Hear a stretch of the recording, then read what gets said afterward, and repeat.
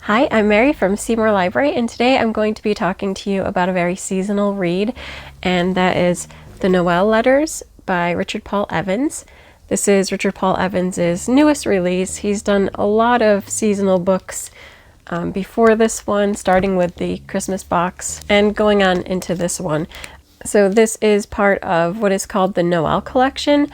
The Noel collection doesn't all tie in together, like they're not a series of books, but they all just connect via the theme of Noel.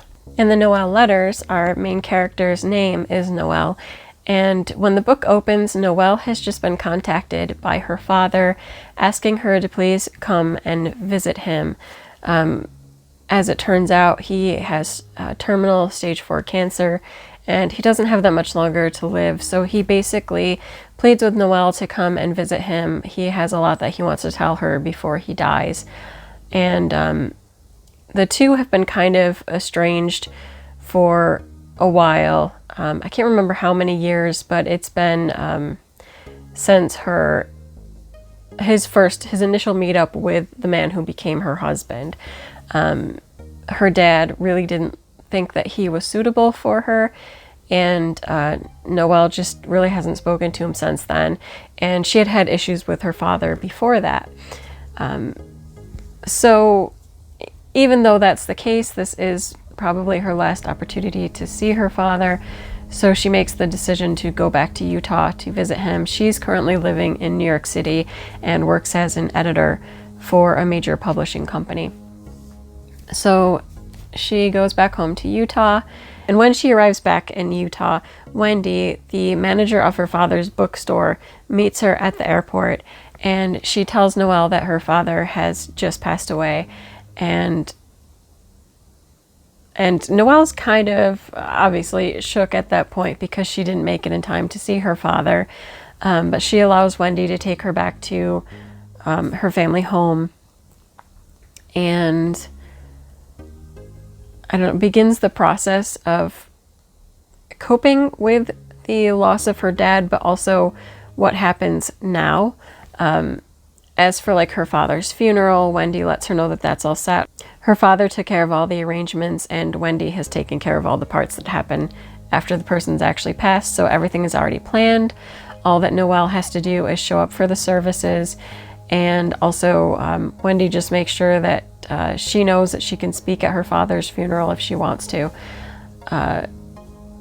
which Noel quickly denies because she doesn't really have that connection with her dad. So while dealing with the sudden loss of her father, she actually gets a call from her job back in New York, and her supervisor informs her that she has been terminated from the job, and mostly because she's heard complaints or too many complaints, that Noel is difficult to work with, and that she is just not nice. She's kind of mean. And so Noel kind of tries to, I guess, make excuses or tries to have the boss understand that she's just going through a rough time. Because not only is she dealing with the loss of her father, but shortly before this, her marriage also broke up after her husband was cheating on her.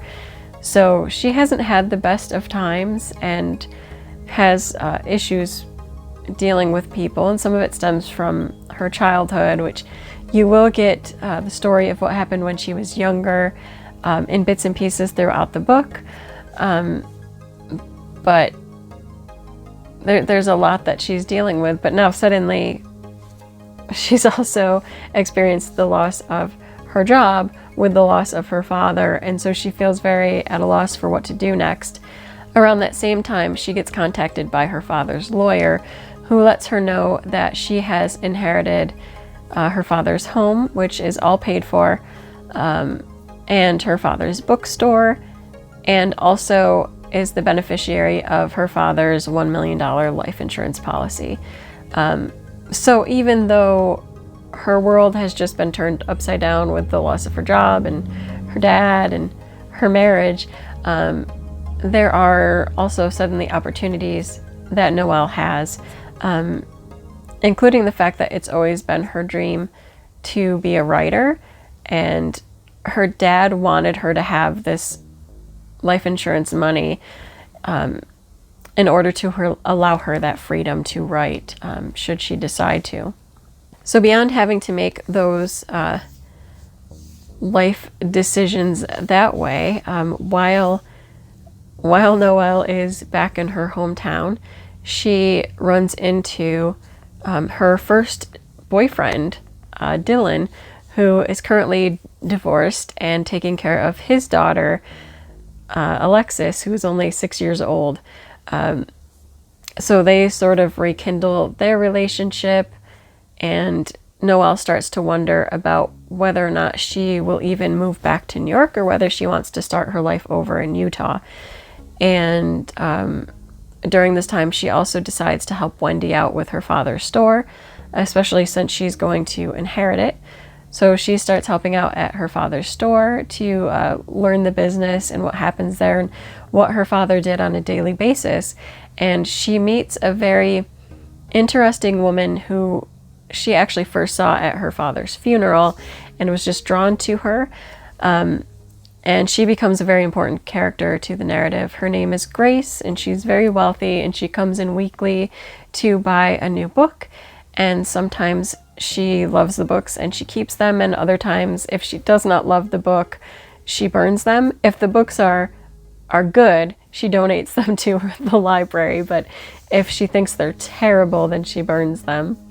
I don't know how I feel about that, but she's a very interesting character.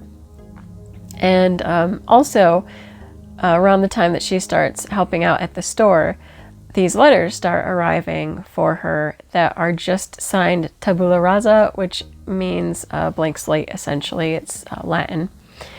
And they seem to be very inspiring letters that are directed at giving her advice. They're sort of philosophical, nothing too specific. They're just little pieces of advice to get through life and what's really important in life.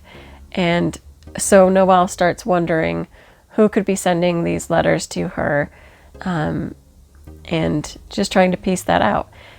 And really, that about sums up what I want to get into, because the rest of it is the main narrative of the book, and I don't want to have any spoilers and give away what happens in the book. It is a book about learning to understand other people and learning to understand yourself, and how what you think or maybe have perceived isn't necessarily the full scope or truth of the event.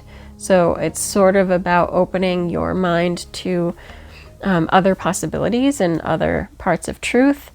It's a course about mending fences. It's about finding your path in life, and all of the really inspiring good things that you like in a seasonal read. The events of this book do take place around Halloween through Christmas time, but I do think that it can be enjoyed any time of year. I mean, yes, it has a very Christmassy season, and it does take place during that time period, but I think that the overall message of the book is nice any time of year. That's it for this video. I will be back with more book reviews and recommendations. And stay tuned to the library's website and social media for more book recommendations and other great content from the library. Bye!